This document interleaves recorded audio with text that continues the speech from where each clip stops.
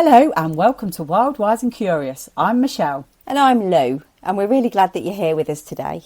You can listen to Wild, Wise and Curious wherever you get your podcasts. And if you'd like to watch the conversation too, you can find us as a video podcast over on YouTube. Let's get into today's conversation. So, welcome to Wild, Wise and Curious, Kerry. It is so lovely to have you in the room with us. It's amazing to be here. Thank you very much. Thank you for having me. Very exciting. It feels like such a long time ago since we had somebody in the room In with the us. room, I know. Was it Sarah? Yes, Sarah was the last so that one. was a couple of months. Amazing. January, February time. That was when we first started. That was the first Video. YouTube video. That's So you're like the second person Oh my God. in the house. I know, I was telling the kids earlier, and my son was like, "What, you're going to be on YouTube?" I was like, "Yeah." I'm not going to be unboxing a Kinder Egg or anything, but I'm going to be on YouTube. They'll get 2 minutes in, they go, Yeah, whatever. Okay, Mum. Oh, amazing. Well, we're so glad that you could make it and that we're doing it in person. It's really good to have somebody in the space with us. I love it. Okay, so question we ask everybody is, how did you come to realise that you were in perimenopause? So for me, I think it was the change in how I felt. So my sort of like my headspace, for me it was like literally the changing, going from hot to cold, sweating, you know, sort of, it wasn't just the weather. I was thinking, oh, a bit warm.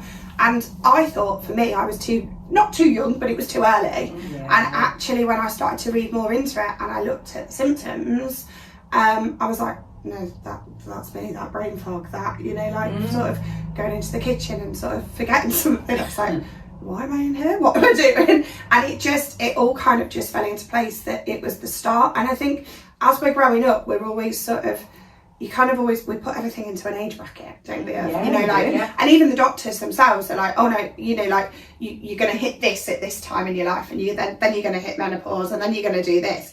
And so you kind of think like, oh, maybe I'm too young, or maybe that's not my symptoms, or, you know, maybe it's in my head and I'm just overthinking it. But for me, the more and more things started to crop up, mainly for me it was how I was feeling in myself. Okay. So it was a change in mood, the bursting into tears randomly, you know, like all that kind of thing. And I think having suffered with anxiety for most of my life and having different anxiety traits and stuff, I kind of at first was a bit like, well, no, maybe it's just that creeping its head up again. Yeah. Maybe I've not got that under control. And then I was like, well, no, actually, because I don't feel anxious. Like, I don't feel how I used to feel. It feels a bit different. Yeah. That's it, Yeah. exactly. So for me, I think it was, and then going through, I had treatment in November for polyp removal and stuff, and it kind of just made me realise that actually what my body was doing and what it was going through was normal for perimenopause, but wasn't the norm, if that makes sense. Like for me, I was literally for 2 years bleeding 24/7, like, and being told that must have been exhausting. it was, and that's the thing, and that's the thing that I don't think most people realise. I think because women have periods, so, you know, not just men, but even women as well are like very much like, yeah, but we have periods, so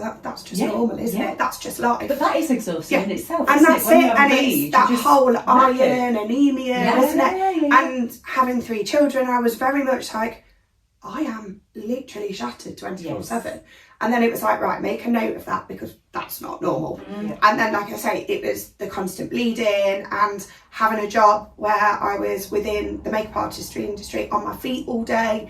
Not only, like, before I could stand all day for my shift and my legs wouldn't hurt. Do you know what I mean? And then I was getting to the point where I was like, it's those aches and pains that creep in. And I was like, halfway through my shift, and I'd be like, my hips are killing me. That lower back, the hip region. And I was like, why? You know, like, I'm quite an active person, I run, you know, it's not like I sit on my bum all day at an office job, not that there's anything wrong with that, but, you know, like, I'm kind of looking into it posture wise, thinking these aches and pains aren't linked to that. And it was slowly starting to realise that my body was changing, you know, and I think it's really hard as well to sort of mentally adjust to that, isn't it? Because you want to embrace it, but then I think we're scared to embrace it because it's change. And I think for me, being probably a little bit younger than most, I was like, no, not yet. No, I'm not ready for that yet. But actually now I'm like, I've got 3 teenage children. Like, it's done. And now I'm very much like, just take it, come on. Just hit me all with it now so it can be over and done with. Literally. Do you mind if I ask, sorry, Kerry, Yeah. how old were you when it So all for started to me, pick up for you? 32, Yeah. which is fairly young, Yeah, it is. but it's increased. Do you know what I mean? Yeah. So it's not like I was 32, I got a couple of symptoms and then it went away. Yeah. It literally has started to unfold into more perimenopausal symptoms. For me, that it's just trying to manage, isn't it? You know, and it's trying to kind of get those supplements in as well to sort of aid it in a natural way. So you know it's coming. Like the brain, for me, the brain fog was the hardest bit because, you know, I've kind of always been quite a intellectual person. Can remember stuff, love memory games, you know, as a kid when you were playing like your Snap or your memory games. And that part of my it was just like shut down. Just shut down. And like you say, it's trying to rebuild it back again. Do you know what I mean? And it's trying to sort of realise that you can't change it, but you can aid it. And that's what I mean by supplements. So it's I was looking into, you know, I was struggling to sleep because I was going from hot to cold to sweats, you know, to tossing and turning. The aches were taking over. Do you know, like the pain was taking over. Obviously for me, the bleeding side of it, because of having a polyp, was, which is what they found out in the end, it just consumed me. It became most of my life because on a daily basis, I was going through a ridiculous amount of pads, having to change myself at work. Coming back from work needing a shower to change myself again before I could take the kids out to activities. And it's that whole, isn't it, as a woman feeling like we have to get on with it because we're women and that's our job and we need to look after the children and we need to keep the house running and we need to do all these jobs. But then emotionally, physically and mentally just being like, well, I'm done. Exhausted. Yeah, and I think for me the difference was it wasn't just like a physical exhaustion. It wasn't just an emotional, all of them. And it had a massive impact in the fact that I kind of got a bit lost and I didn't know what I wanted to do or where I wanted to be within myself. Like I felt like I'd lost me. And I think as mums we feel like that anyway, don't we? Because you know, for years we're a mum, you know, and I found last summer one of the hardest, I think, transitional wise, because my children are, you know, teenage years now. They don't need you around in the summer. I've got days off in the summer holidays, but like, what should we do? And they're like, I don't want to do anything. And you're like, oh. And then I sat there and you kind of go, what's my purpose? We're constantly transitioning in all the different stages of being a mother, aren't we? But then I think, like I look back at it now and I have a lovely circle of like literally of women, supportive women, and not all of them are mothers, but it's that we're constantly changing as women. You know, our roles, whether it's within work, within society, you know, with whatever we're doing, there's constantly extra pressures that aren't there for the males. Do you know what I mean? It's kind of, the male gets up, goes to work, does what he needs to do, comes home, his job's done. But even as a woman, if you haven't got children, you still kind of take on that mothering role, whether there's children in the household or it's just men, or even if you're on your own, you've still got to do all those jobs, haven't you? And I do feel like society and the world sort of, it turns to us to be like the staple, that pillar. The nurturer, literally. And that in itself is mentally and physically draining. It's knackering. It's knackering. I'm knackered. We're all knackered. Those So it can be really tricky, can't it, to be the mother figure, the like the house, well, like the old school housewife, and you know, looking after all the bills and everything that goes on in the house. And as well these days, it's not like 50, 60, 70 years ago where potentially a mother was just, you know, not just because it's bloody hard work, was a mother. And so you'd get up, you'd like look after the kids all day, make sure they were fed, take them to where they needed to go, make sure they had a really lovely nourishing day, and then cook tea and then get the kids to bed, chill out and then go to bed. Now, because of how much everything costs, we have to work our asses off as well. And I think it's brilliant, you know, it's great. We should have all of these equal rights, a million gazillion percent. Absolutely. Have an opportunity if we want to, but it shouldn't have to be the norm. No. Whereas I think now it's becoming the norm. It has to be. How else can you afford to live? Like you have to have two people working. You do. In some way. You do.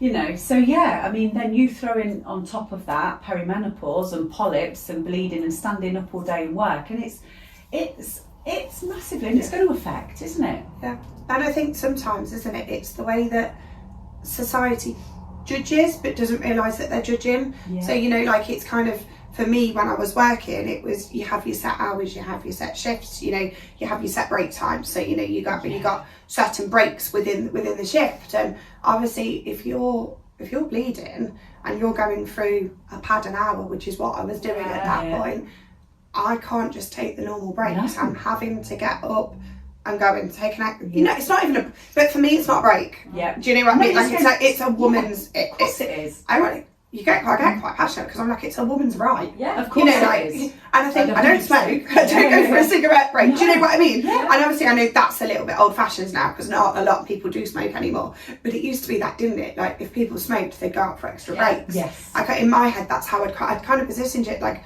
but I need to go and do this to feel clean, to feel fresh. Being people facing, having people coming and talking to me, wanting me to try makeup on them. You kind of had that sense of, I felt dirty even though I wasn't. You know, I knew I'd had my shower in the morning and I knew I'd be good. But it's that whole cleanliness thing, isn't it? It is. And for me, the hardest thing is obviously for why I transitioned to self-employed again. So I've been self-employed, employed, and swung between the two. Was because it was so hard to have somebody saying, I'm really sorry, but you can't be taking extra breaks. But I need to. You know, like, and it's not like you say, it's not like I'm sat up there on my phone, like scrolling away. And what's the alternative? Yeah, I'm not being that's funny, the but thing. what is the alternative when you're standing up, you're customer focused? I mean, what do they expect? Yeah, that's it. Exactly. Do they want the other thing to happen? Yeah. You know? And the thing is, I think, you know, as a teenager, you know, in your 20s, but even what I'm trying to relate to is even now, like weren't you like focused on, I don't want to leak through. Or, I don't want, you know, it's an anxiety. I need to go to the toilet. And I was please can I go to finding the I was toilet? wearing dresses, but then I was wearing shorts over the top. Yeah. You know, like, and for me, it even got to the point where I was having to not just wear pads, but I was literally wearing like tenor lady pants because. Again, I was having to think, well, if I can't keep going and changing, then I'm going to need to have something that's going to last me a little bit longer. But then you're in the height of summer, it's hot. You know, like it was just a spiral of this just isn't working. And for us and like our circumstances, unfortunately, my middle son, he's got a visual impairment, so that was all coming. So you've got school ringing you. That literally feel like. Literally like you're on death's door. It sounds really dramatic, but you're exhausted, you're trying to work because you know you've got the bills to pay, you've got to do your shift, you've got to do your hours, you don't feel very well, and then it's, can you come and pick your son up? And you're like, what next? And that was the reason that I just went, no, do you know what, like I need to be able to say, these are the hours I'm doing, I book my clients in, you know, I go and network on this day, I go and do a talk or a podcast in these hours, and then the other hours are for if I do need time, if I do need to go and pick Jack up, if I do need to, you know, go and have a shower, because you know, luckily, touch wood, at the minute since the surgery the bleeding has subsided, and so those symptoms have gone, but the other symptoms are still there, and you know, it's managing all of it, isn't it? I think the biggest thing for me at the moment, having been quite an active person, is constantly feeling exhausted, and that's something quite hard. Obviously, sort of, I've got carrying an injury at the moment, so I'm on crutches and stuff, so I understand that's tiring in itself. But this just whole feeling of being exhausted, going to sleep but not feeling like you've had enough sleep, and like you say, because that Ferris wheel and that with the life it just keeps turning. It does. At what point do we go, well, actually we're not getting enough sleep? Something's got to give. Yeah, isn't it? 100%. Yeah. And it's like this working 9 to 5 just isn't. Oh, it doesn't fit in. Doesn't work. It doesn't work for us, does it? It doesn't. No, we just need to put me in a cabin somewhere. In a field. Yeah, in a field. Surrounded by daisies. Spring's coming now. Definitely. I think a lot of us feel the same. So that shift then that you took from like, no, I can't do this anymore. What was the catalyst for that?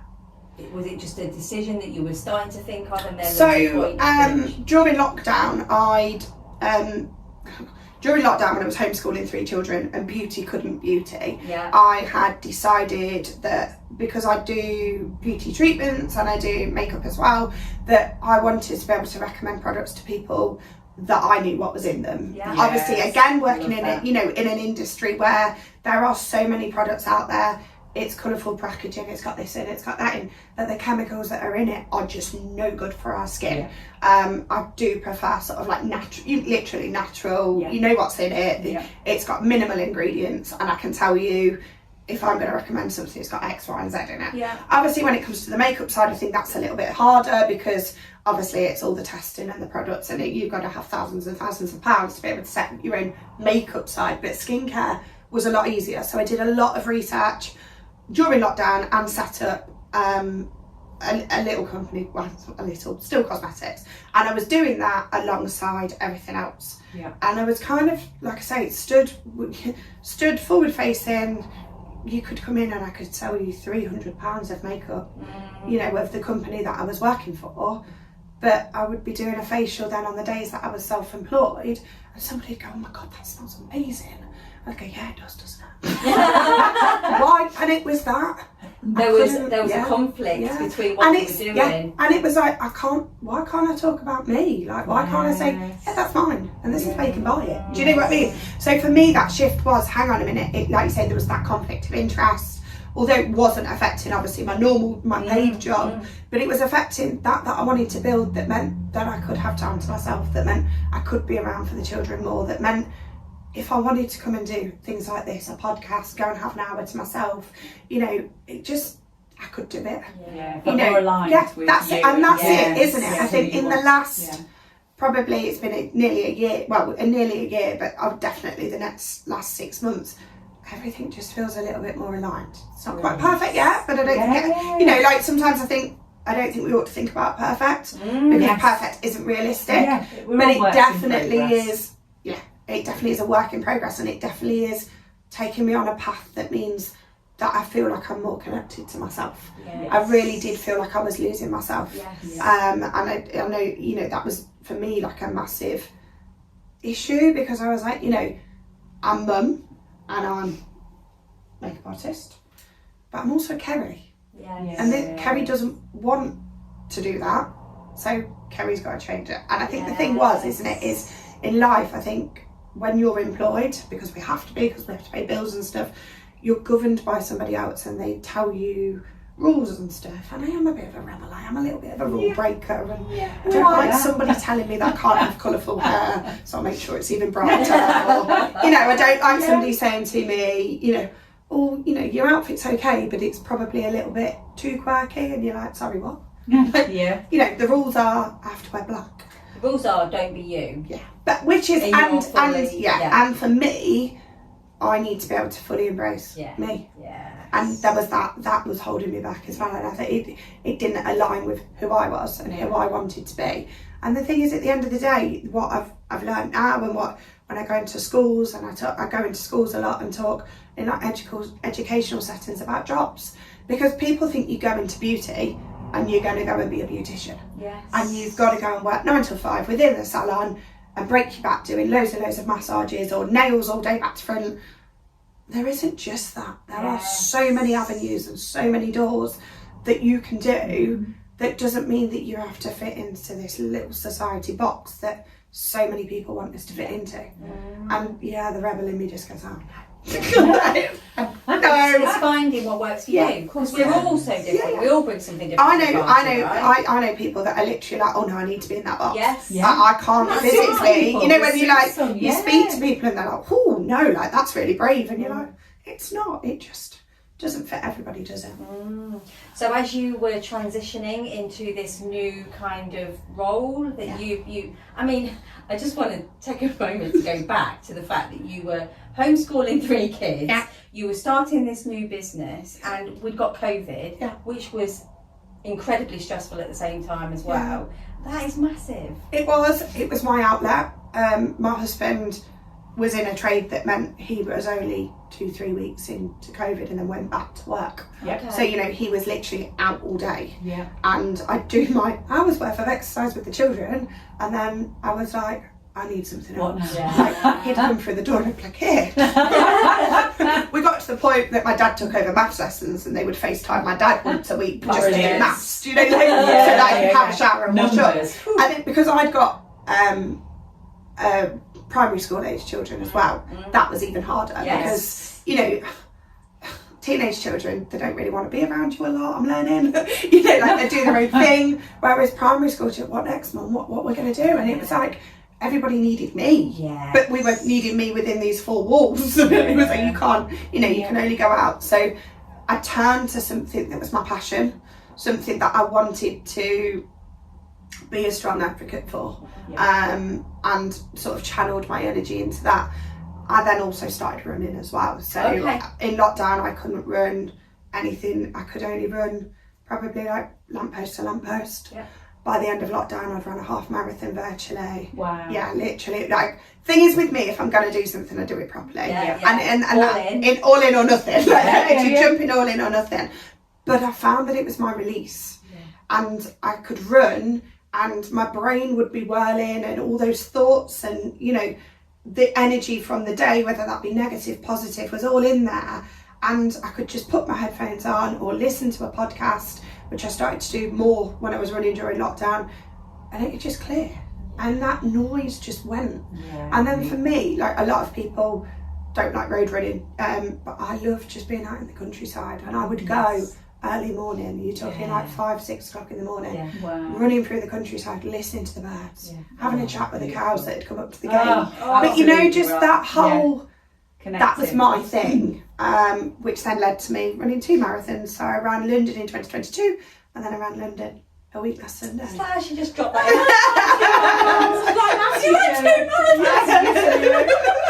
Wow, is it really hard? It's ridiculously hard, It's chaos, isn't it, down there? It's chaos. So I went, I went to do Brighton 2 years ago, and I decided I was going to stay in a YMCA hostel. Thought, why not? It's cheap, you know. I went to Brighton on my own. I love Brighton. I just love the energy, the people, the beach, everything. And it did not disappoint, this hostel. It was amazing. There were different runners in, you know, loads of different people. Everybody talked. It was really nice and hustly bustly. So when I was booking London this time around, I saw a women's only hostel. I was like, perfect. You know, there's going to be runners in there. That's going to be amazing. I was on the top bunk, which after running a marathon is quite hard to get up onto. Let's just put that one out there. Oh my god. Wasn't elegant, I'm telling you. It was not elegant at all on that Sunday evening, and I didn't eat anything, and I thought, I've just got to lie on this bed, because if I get up, I'm not going to be able to get down to go for a wee. You know, when you're like, so I've just got to sleep, and I just kept turning myself. But anyway, I decided to stay in this women's only hostel, and I was like, again, it's, you know, amazing. My growth, like my connection with other women in the last 6 months has grown massively, and I think I'd kind of got this thought in my head that everybody'd be really chatty. I walked in, not a person spoke. Even the receptionist was very much like, here's this and this, your room's upstairs. And I was like, oh, okay. So I went up and then took myself off, because I went on my own, took myself off for pizza and a drink, and I just found nobody really talked. I don't know if that's, I want to stereotypically London, but you know, like I think everyone's so busy and in their own. So if you can picture me sort of sat the following morning, in the morning of the marathon, with my little pot of porridge, sort of sat there, FaceTime the children and my husband. It's like, right, I'll speak to you later. And then this lady came in and she's like looking at me, eating my porridge. She looked at me again. I said, you okay? I said, yeah, are you? I said, you here for the marathon? Said, what marathon? Like, you do realise the minute you step out in London, the roads are closed. Okay, I was Bethnal Green, so I wasn't central, but still, like, it affects the whole of London. And she just had no clue. Wow. And it was like, so I told her, and she was like, oh, I'm going off on this day trip, but yeah, good luck. And it was like really surreal. You needed like G'ing up. I can't believe what you did. And then Sunday, which, oh my God, you get on the marathon, like in twofold, the crowd, everything is just, it's incredible. It's so emotional. I probably spent majority of it in tears. Ended up on TV. What, while you were running? Yeah. Ended up on TV on Tower Bridge in tears. As I was coming. It's very much, I didn't think it'd bother me that nobody was coming. So when I ran it in 2022, Lloyd and the kids came, my husband, and we'd said we were going to meet at certain parts, and it kind of went to pot because it's so busy. Yes, it's actually easier to run the marathon than it is to spectate because it's just insane. And unless you get to a spot and stay at that exact same spot, which obviously if you're following somebody you don't want to do, it's really difficult. So we'd arranged to see them at Cutty Sark. I'd run far too quick the first marathon I did, so I was literally coming into Cutty Sark as they came out the tube station and was like, hey, and they were like, you're going too fast. Sorry, that I had literally gone too fast. And then the idea is mile 13 and 22 go side by side, but when you come out on the tube, you either come one way or the other. Okay. So in my head then I was starting to wobble. I knew I'd gone a little bit too fast, and I was like, hang on a minute, like, it's fine because I'm going to have that moment where I can hug the kids and it'll be a massive boost and everything will be amazing. And I'm like, get to mile 13 and like where I thought, I'm like, well, they're not there. Oh, no. And then I got headphones on, so like they rang and they're like, look across the road, and I'm like, Oh. you're on the wrong side. I need my hug. And then I was dead emotional, and luckily there were a couple of friends that found me and fed me orange and were like, just get on with it, literally. She's amazing, but she was like, just get on with it, like just go and get it done. But I've really lost my head. And that sort of, that you come then into Canary Wharf, and it's big buildings, and it's so windy, and you do just completely lose. If you're going to lose it, that's where most people lose it. And then in my head I was like, oh no, it's fine because they'll just stay at 22 and I'll get my moment there. Came to 22, they'd gone. No! Because somebody had said to them, if you don't go now, you won't get to the finish. So I didn't get my moment. And I think I really analysed what had happened. I am a bit analytical, and I thought, you know, you really anchored for those moments. Yes. And actually it didn't work. And my husband's worked in London, and if he's absolutely hates it. Like he's like, just because somebody wants to walk fast, why have I got to stand on the right on the, you know, like it's very much a why. And I do get it. It's such, we have to go to London a lot for Jack's eye treatment, so I'm used to it, so I don't mind it. But he just hates it. And I think for children as well, it's quite daunting. You know, you're packed in, if you're quite small, it can be quite, it can be quite anxiety inducing, even if you don't suffer. And so this time I was like, no, do you know what? Don't come. Like, don't worry. They do sports anyway, so it felt obviously like sports hadn't finished the season and stuff. So I was like, it'll be fine. But then this time, those moments made me really emotional. And it actually was a bit like, oh, like, is that? I needed that boost along the way. But what I tried to do is when I saw somebody have their hug, kind of get that energy from it, you know, like, and just be like, oh my god, that's amazing. Luckily what I did, so there's I'm such a really random person. I did charity boxing years ago at the King Power. So I was in a charity boxing match, and one of the guys that did all the boxing tutoring and stuff, he was there, and I'd gone past him and all I heard was, Kerry, come back. So like ran back and I got a hug. So I did get a hug. It wasn't the kids at my hug, but I got, you know, like I did get a hug. And actually it is just such a boost. It is. And this time I chose not to have any headphones on again and just really absorb the crowd and the moment. And I think there'd been all that controversy, hadn't there, of, you know, with the Nike poster in Boston. Did you see that? Did you not see it? So Nike had put out that runners welcome, walkers tolerated. Wow. It was a poster in a shop in Boston. So we wouldn't have been any good in the marathon in London. Well, walking. You could only be acceptable if you do. And you will now go down a rabbit hole. If you literally put anything into Instagram, oh my god, it is still going now because it was quite a big thing, obviously. So there were loads of signs that were like, you know, like, don't listen to Nike. We love runners. But honestly, so I was one of the slow. I did it in 7 hours 20 minutes. I did it. That's incredible. It's 7 hours 20 minutes on your feet. If you think the person that won it did it in 1 hour 59, like I was still on my feet for like another 5 hours. But keeping going. Yeah, keeping going. But I did have to run walk, and as a runner, and I haven't run since lockdown, I used to be one of these. I can't stop. Can't stop. What? Why would you stop? Like, you know. Whereas now, like, it was so nice to be able to incorporate the crowd and take sweets off of children, which we literally say never take sweets off a stranger. Give me a jelly. I have a question. Yeah? This is something that's always puzzled me. Okay. And I bet you probably know what I'm going to ask. I don't. What happens if you need a wee or a poo?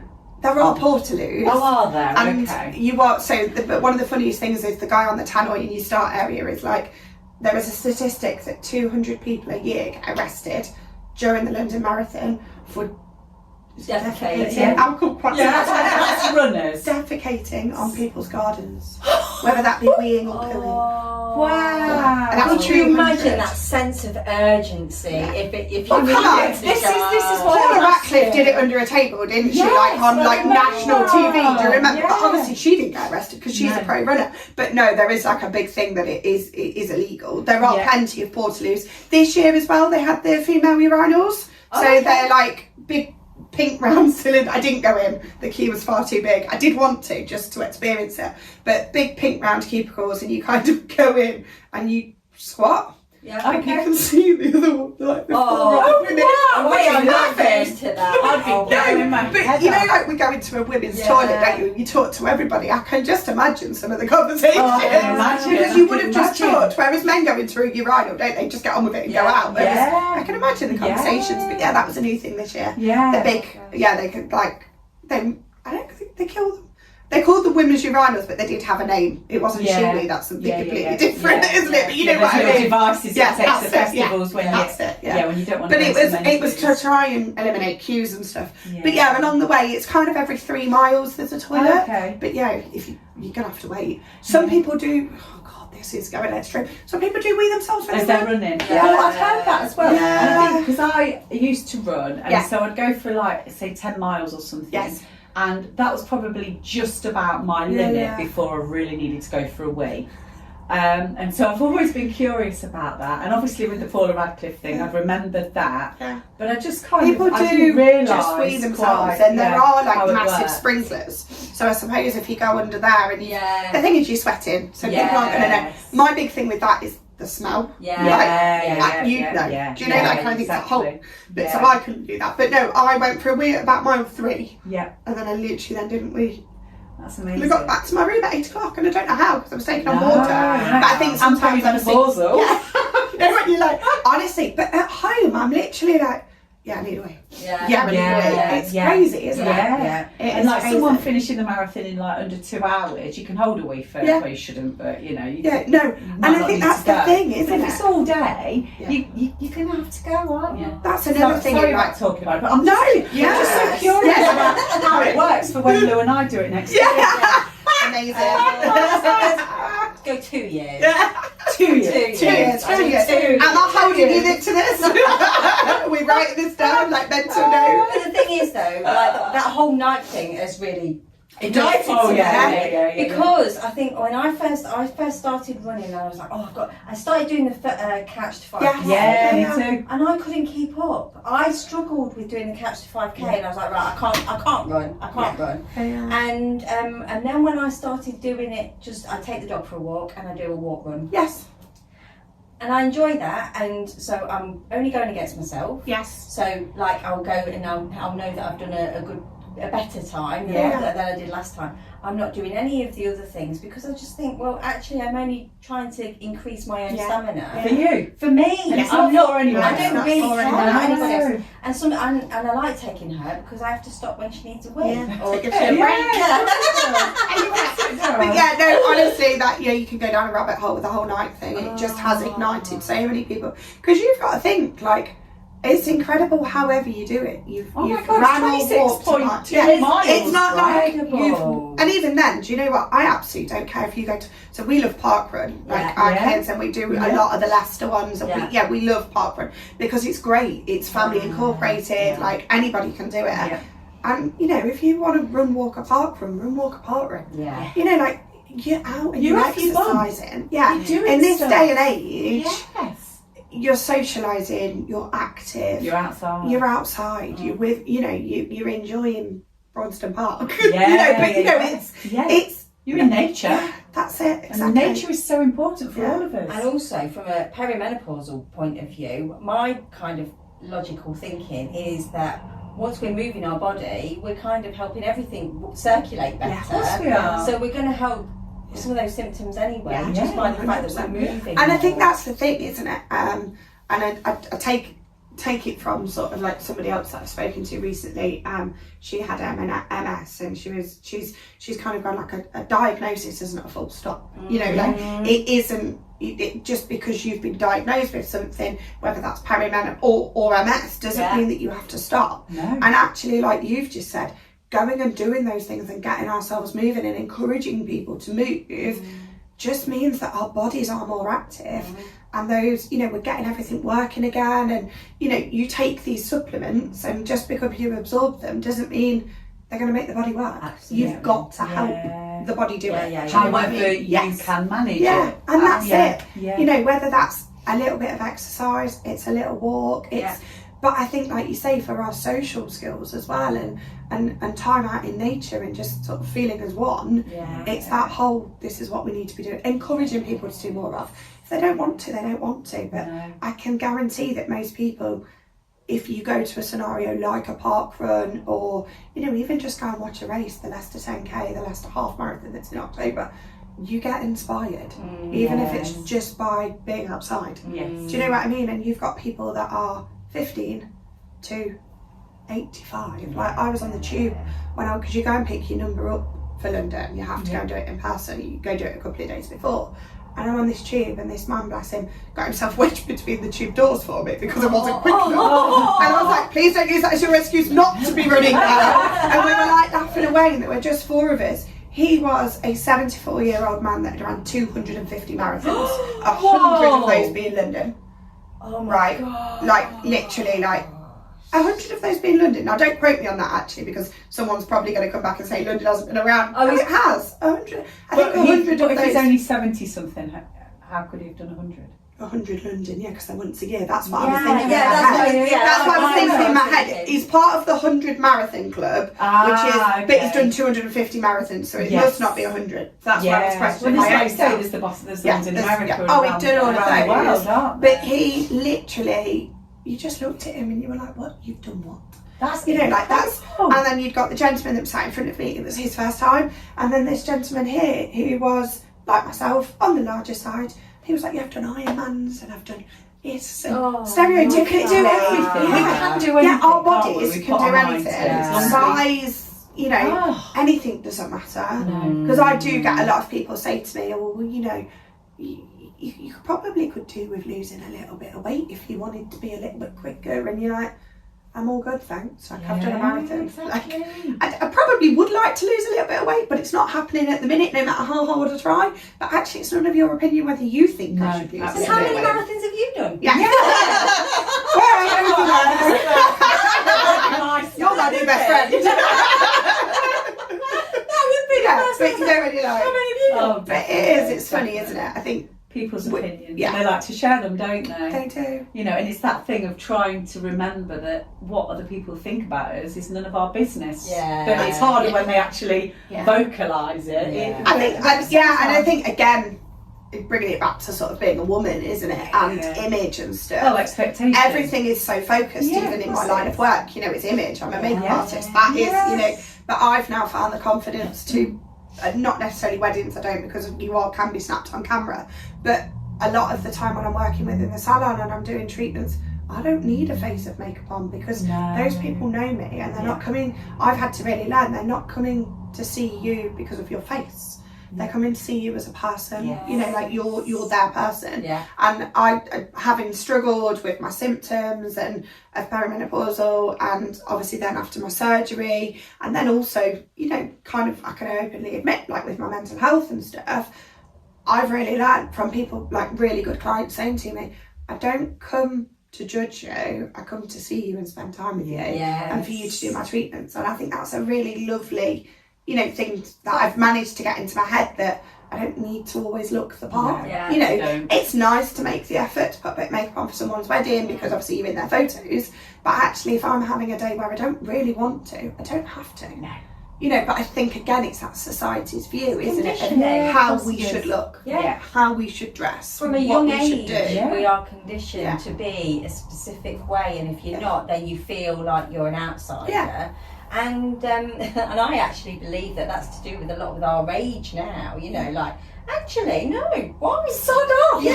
I'll just be me. Yeah. It's actually a bit like F it, isn't Yeah. it? Like, you know, Yeah. it's, Yeah.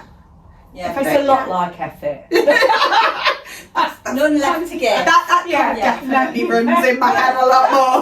We hear that a lot, don't we? Yeah, we do. There's- do. Yeah, nobody's got any fucks left to give. No. Yeah. And it really is very much like, do you know what? I've not got the energy to be able to be like, not got the energy to care what other people think anymore. No. And that's been a massive shift and a change in me. definitely. You know, like sort of connecting with me and being like, actually, other people's opinions don't really matter. No. You know, Look at everything that you've achieved for you. And you know, it's like you often say, I've had 3 kids. Yeah. I'm embracing this. Yeah. And I've had 3 kids as well. So between us, we've had 9. Bloody hell. But you know what? I mean, I was very much like, oh, my belly's got bigger in midlife and I'm trying to cut down. that's like the worst thing. like one of the worst bits, isn't it? Yeah. Because it doesn't matter what you do or what Yeah. you eat. Yeah. It's that constant, for me, it's that constant bloatedness. Obviously, it was Yeah. worse when I was bleeding because Yeah. you swell up and Yeah. stuff. But even now, I was thinking, oh, well, once that's gone, you know, I should feel a bit, and I'm like, oh, it's still there. But we're amazing. Yeah. The things that these we're doing. bodies, And then yeah. when we look at the things that we're, like, all of us are doing individually, when we kind of just go, do you know what? I'm not going to put my energy into what anybody else Yeah. thinks. I'm just going to focus on me and the things that make me happy and what I want to do. I'm going to fill my cup. Yeah. Sod ya. I think that's it, and that's one of the biggest phrases that I actually refer back to quite a lot at the minute is you can't pour from an empty cup. Definitely can't. But to help other people, that cup also needs to be full enough to be able to fill back to yourself. Absolutely. And it's that, isn't it? It's that I'm very much, I am a giver. You know, like Yeah, I will literally overflow for people, and I am that kind. I'm a giver. I know I am. But actually, what I've had to realise is I can't just keep giving. I can't. Mental and physical exhaustion. You've got to look after yourself. You've got to give to yourself. Yeah, that's So it. you can be a giver, but you've got to make sure that You give we back. totally Yeah. give to ourselves. And it can be tricky, can't it?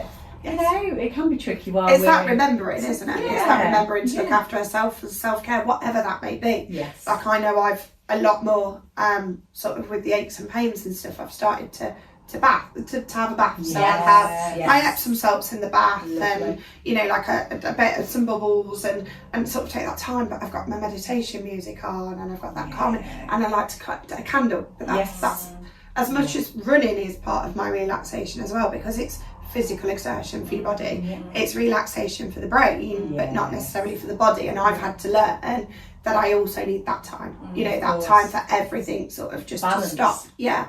And it's that, I was doing the other day, sat in the bath listening to sort of like a meditation thing, doing the breathing, thinking, if anybody was to get up and walk in, like the kids are in bed, the husband's gone to bed, and I'm just fully having a moment, and you think, if anybody was to need a wee, which they quite often do, don't they? Like right now, they're going to be like, what are you doing? I need to do this. You are modelling the behaviours Yes. of what you need to be doing Yeah.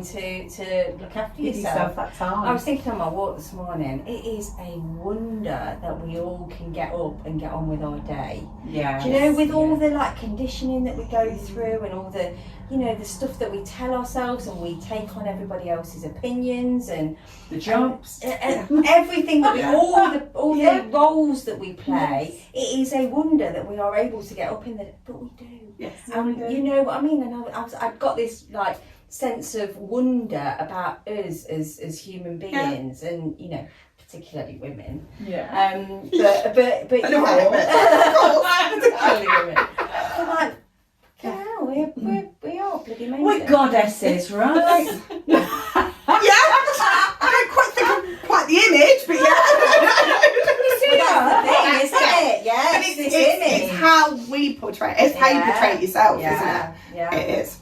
Yeah. So it sounds like that you kind of come through a really difficult time as well, but it's like we said earlier, isn't it? It's like a work in progress. Yeah. We're still We continuing are. to. I guess we'll be that until we're not here on this, living this life anymore. But it's also like learning what the tools in your toolbox are. Yes. Yeah. And we're all very different. Like Yeah. yours is running a bloody marathon. Yeah. Mine is definitely not running a marathon. Or or walking up hills. I don't like walking up hills. Do you not like hills either? She's like, if we walk down there, we've got to walk back up. Yeah. We have to go down, we've got to come back up. But, I go all teenager, don't Do I? Like the carnivore, if you want just to get strap the back. dog to you and just go. We didn't have the dog with us. Oh. It was me. Yeah. But there it is. It's finding those things, isn't it? Yeah. All those things that are gonna, like you say, fill your cup and We stuff. talk about that a lot, don't we? About filling your cup and doing those things that, the things that you wanted to do when you were little or you were younger, and the things that you enjoyed. Yeah. And kind of like when I was talking about this at work the other day about how you I loved drawing when I was younger, but there was other people in school who were like incredible at doing what they were doing, and I'd do it like, and I was stickman, and like the square houses with the square windows with the crosses in the windows and the curtains. That was my standard and still is. And so I never kind of like went that way because other people were amazing at it, and so I just thought, oh well, I'm crap at that. There must be something somewhere that I'm good at. But if you enjoyed that, then do it again now. Like the singing stuff. We went along to a couple of singing sessions, didn't we? And it was brilliant because we were just kind of like, didn't matter what your standard of singing was, and just have a go. Who cares? You're not singing for anyone else. Singing for yourself, for your own soul. If you enjoy it, massively. And for us, we kind of I try and instill that into the children as well, because they do. So they play rugby, which is a team sport, but they do triathlon, which is individual. Obviously, it's competitive against everybody else, and we quite often find them and other parents very much, oh, so and so did that quicker, or so and so ran this better, and you kind of, they come home and they're like judging what they've done, and I'm like, but you've just done a triathlon. Yeah. And I never used to do that when I was a kid. Do you know, and we do, don't we? Yeah. In a lot of our lives, whether that be our work, or like you say with your drawing and stuff. I think I've found a lot now, like as an adult, that you look around and you see that there are, and I think more so since COVID and things like that, we've changed in a little bit of the way that there are classes to go and draw. And everybody's now holding up their picture. And yes, there may be somebody that's absolutely incredible. What's his name? Bob, whatever his name was. Bob Bob Ross. But there is, isn't there? There is somebody that literally, and you're like, oh my God, that's amazing. And then you've got somebody else that is still happy with whatever they've drawn. And I think it's like you say, it's self-worth, it's self-happiness. But it's also, if it makes you happy to do it. It's the process, not the actual. Like the end product. And that is, in a way, like saddens me when you say like, oh, I didn't carry on drawing because there were other people that were better at it. But again, I think that we're conditioned to go, oh well, we can't do that, so what can we do? Move on to the next. Rather than good. It's always got to be good at something, isn't it? And actually, we don't necessarily need to be good at it for it to be enjoyable. Do you know? Like, and I think that's the one thing with like children's sport as well, isn't it? Is they always want to be the best at it, and that's great to have that fire. But sometimes you might not be the best for 3 to 4 years. And then all of a sudden, because you've carried on at it and you've developed, you then become better. Definitely. It's definitely one of those things, isn't it? That I think just as a society, again, we're very like judgy, aren't we? Instead of embracing it. Hey, this is brilliant. Maybe you could do that or tweak. And also, art's subjective, right? So someone might like my like little square Wendy. I would love you, because that's all I can do. If anybody asks me, I draw a flower. I always draw the same flower. I draw a flower. I used to draw the CMB sign, a little squiggle like this with a heart on, because I saw someone do it at school and I thought it looked cool, and the back of an elephant. The back of an okay. So it's really random because it's easy, and you can see what it is. So it literally goes over like that, and then under like that.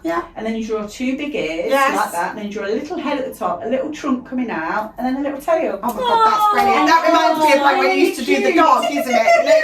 Like the dog. It's so cute. But isn't that the thing? If you know how to do it, you can do it. Like literally, we can do it. See, you can do it. An elephant in a house of heart and a squiggle. But for some somebody, that might be their perfect painting. Oh, absolutely. Absolutely. I look forward to that. Yeah. Yeah. Wow. That's your new Christmas present. And you start as an example, but I'm not really. I need a I'm not an space here. artist. With a I can't wait. Yeah. That would look lovely. You have to draw one now as an example outside to put on the Yeah, you podcast. are. You've got to. Because you've drawn it in the air, we do need to Yeah, physically See the real see it. thing? Yeah. Okay, Yeah. we'll bring that. We'll bring that elephant's bum to the podcast. Is it guess if people can guess what it is? I don't think they'll be able to. Brilliant. Oh, my sorry, we've gone off piece completely again. We always go off piece. I think that's Yeah. a lot. Yeah. That's it. Oh, Kerry, it's been amazing. Oh, talking it's to been you so today. good. Yeah, it's been brilliant. It's nice to get it out there as well, isn't it? I think because you hear, I listen to the podcast and I listen to other people's stories, and again, I suppose in a way it's comparing ourselves to others, isn't it? And being inspired by others. So a lot, I try and say now, rather than comparing myself to somebody else's journey, what I've listened to that. So what part of that inspires me? Yeah. And can I incorporate that into something Yeah. I do? What resonates? Yes, that's it, exactly, Yeah. isn't it? It's like, well, actually, you know, if I suppose me talking about running, if that just makes one person go, do you know what, I'm going to lace up my shoes and go for a walk. Yeah. Yes. You've done what you Oh, kind of, God, yes. you know, Yeah. we've done what we sort of set out to do, haven't we? Yeah. And I think that I've definitely noticed, learnt recently that women can be so inspiring in so many different ways. And everybody has their own little niche and their own little, you know, people that are at one with nature and doing amazing things do just, they literally fill my heart. I'm like, oh my God, that's amazing. Yeah. And then I go, I don't know if I could do that. But you do it in your own little way. Yes. Do you know what I mean? Like, I know how I connect back with nature and with meditating and stuff, and you know, sort of looking into different things like the closing of the bone ceremonies and things like that I can do to sort of connect with the inner me a little bit more. That might be just my capacity, but oh my God, I'm so in awe of people. Like, don't get me wrong, my vision is I want to be in a cabin in a field, surrounded by flowers, nobody bothering me. Until we get there, little steps, baby It steps. goes back to the practicing. But also being inspired by others. I remember, I've spoken about this before, but like, I remember having a conversation with Michelle many years ago, and she was doing her degree, and I was like, oh, that's brilliant, but I could never do that. She's fantastic for doing that. And then I was like, a few years later, okay, so why couldn't I do that? Yeah. And that was the catalyst then for me to start on that journey. And it's just that those little like nuggets, isn't it? The You know, little messages that we get we along the borrow way. each other. 100%. Yeah. And it's finding people inspirational in many different ways. Isn't it? I think it's. That's why we love what we do, isn't it? It really is. No, it really We is. meet so many I can amazing imagine. people, and it's just really nice just for women just to be like supporting each other, because we are Supporting all each here. other, like you say, through the perimenopause, through the symptoms, through the things that relate to that, how we deal with it, whether we exercise, whatever we do. I think it's magical. And I think, so I've always said to myself, like, I've never got like, I've never had like a really, really close friend. Do you know what I mean? Like, I'm a people person. I do love people, but I've not really, you know, like someone's like, oh, I've got that best friend. But actually now, like being where I am 6 months down the line, sort of from sort of quitting my job and going back into sort of rediscovering me, I've got quite a few friends. Yeah. And I went to a talk at the Sue Townsend Theatre, and it was by a lady that studies women and friendship, and it was really, really interesting to literally get her to break it down. And it was like a lot of studies on friendship were done on men. They were never actually done on women. It was never done on women. So that was like one thing. You were like, well, hang on a minute. And then now they've found that we've got that like nurturing nature, and that helps us with our friendships. Do you know, like, and it was, again, that is just really interesting. But 6 months ago, would I have gone to something like that? No. Would I have turned my nose up at it? No. But would I have gone, oh, do you know, that's my interest, that's what I want to go and do. I want to learn about why we're making these connections and why women do, you know, sort of get drawn to people. And it was lovely, it was really nice. But like I say, 6 months ago I'd have gone, if you'd have gone, oh, we're going, I'd have gone, oh, that's nice. Do you know what I mean? And but it's I'm learning, Yeah. you know, and it's from all these things of learning that there are other people out there going through what we're going through. And there's a community of people that we can reach out to, you know, like for me, with my polyp and with all my symptoms and stuff, and they're still not sure potentially whether there could be like endometriosis and things like that there. The amount of groups that I'm now in and just listening to people, and I'll honestly say, I've not yet, if you ever properly, you know, like I've not yet been diagnosed, but yeah, actually I feel that, and you know, and even with the perimenopausal stuff, it's like, God, yeah, actually, yeah. Like I didn't realise that was one of them, but yeah, I've got that too, isn't it? Yeah. And it's being able to relate to people and to connect with them that I think is really special. And it makes you not feel so alone. Yeah, that's it, isn't it? And again, because we're so pressured with jobs and children and everything else, we can feel more alone than ever, even though we know we're not because we've got people around us. But it's that isolating yourself, isn't it? Because you feel different. And then when you embrace your difference, look what happens. Yeah. It's a bit magical. It feels really good, actually. If anybody had told me, yeah, it does. It does. We all have our down days, don't we? Oh, like, my we all God, have the days where we question what have we done, and you look at your bank account and you go, oh God, like actually was better probably to have a job that brought money each month. But you know, like I said earlier, listening to today's podcast with Emily, and it's very inspiring to listen to somebody to go, what will be will be. Yeah. You know, and I've learned that if you manifest it, and you know, it's very much, it's not I can't, it's I can, or it's I will. You know, and I'm learning to sort of, you know, if it sounds really silly, but somebody said to me, if you want something and you haven't got quite the money there for it, if you picture it, something will come. Yeah. You know, it will come. Yeah. It will show itself in some way. The law of attraction. Yeah, that's it, exactly. But all these things that, again, like I say, a year ago, 2 years ago, I probably would have gone, okay. Because you just did that well. No, this is normal. Somebody was planting the seeds because they were there to grow and you all along. Yeah. Ooh, it's exciting. It is exciting. Oh, thank you so much, Kerry. It's been so thank you for glorious having me. Thank you for coming. It's been amazing. Yeah, it's been lovely. Thank you. You're welcome. Thank you. Thanks for tuning in to today's episode. If you'd like to be a guest on the show, feel free to email us at info@wildwiseandcurious.com or reach out on our socials at wild_wise_and_curious. And don't forget to hit subscribe so you never miss an episode. Stay curious and we'll see you next time.